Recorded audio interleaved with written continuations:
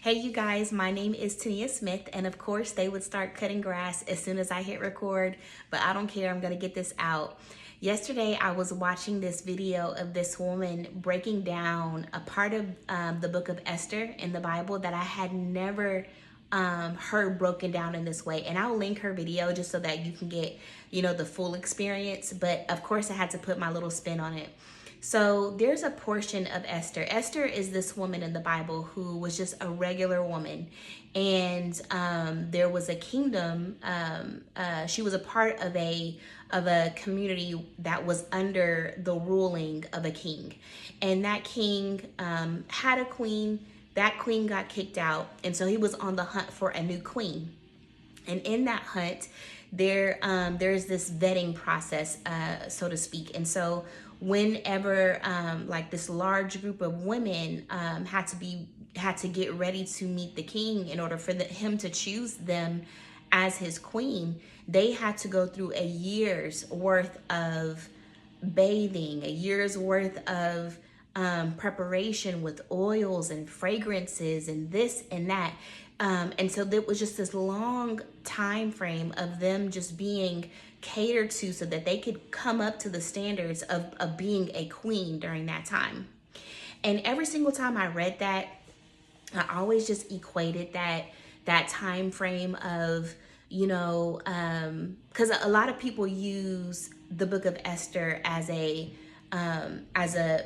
lot of women rather use the book of Esther as this this rite of passage, like this is what happens, this is what you step into in order to become a woman of God. You go through what Esther went through and you do what Esther did.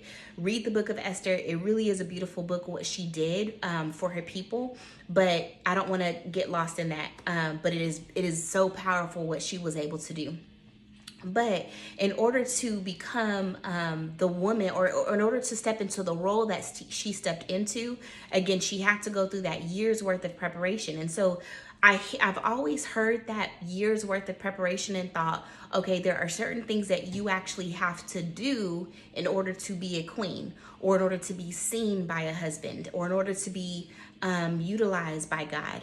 And I am going to tailor this a little bit more towards a single woman perspective. You could use this though for whatever you're talking about, whatever role you're getting ready to step into.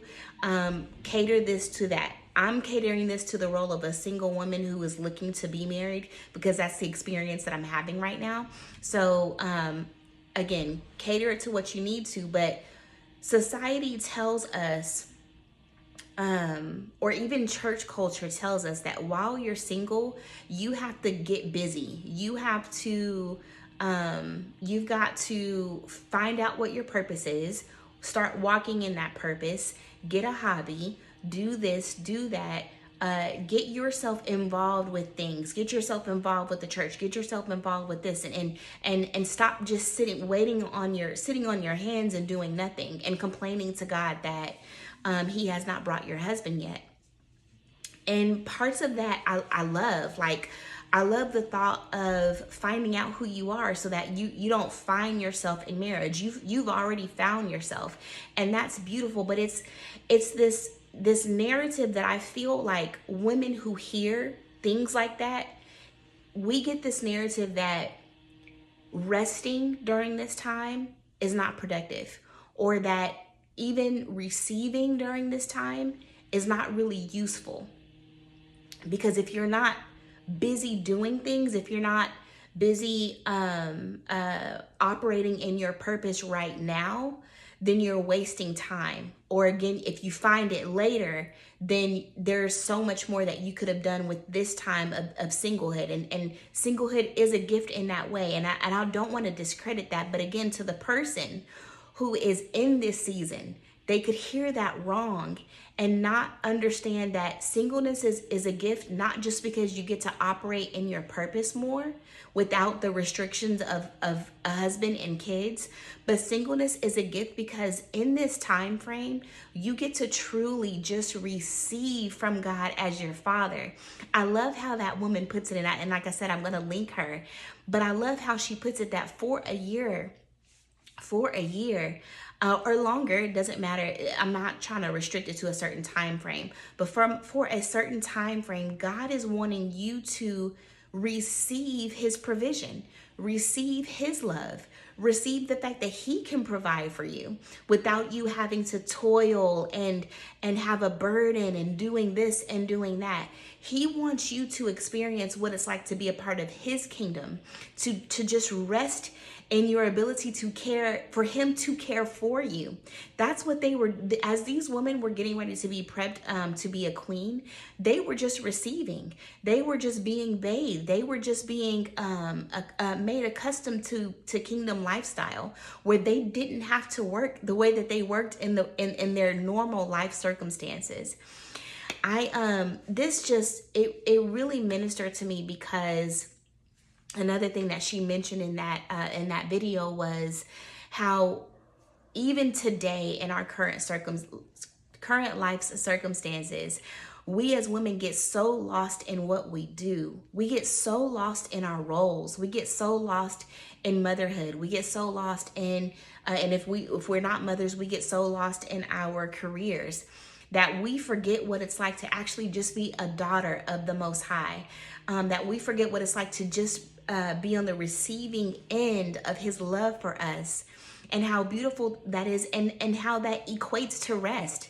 We want to be busy so bad, and then because we've gotten so used to being busy, we enter into marriage and we enter into these new roles, whether it's a career, whether it's whatever. We enter into these new roles thinking that if we're not being busy or productive, or we're not producing something, then we're failing.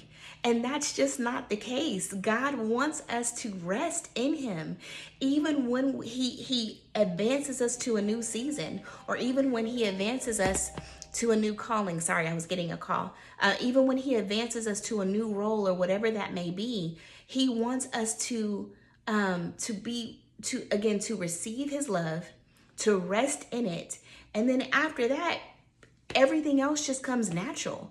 The gifting, the things that he is calling us to do on this earth, we're not supposed to be toiling with it and thinking that this is how this equates to my worth. That the best mom I can be, the best wife I can be, now all of a sudden I'm worthy for love. No, you were worthy for love before you even got married. You were worthy for love before you even became that mother. You were worthy for love before you even got that career. It doesn't matter what you do or how you operate in those things. Now, don't get me wrong. Don't mishandle your roles. Don't mishandle your callings.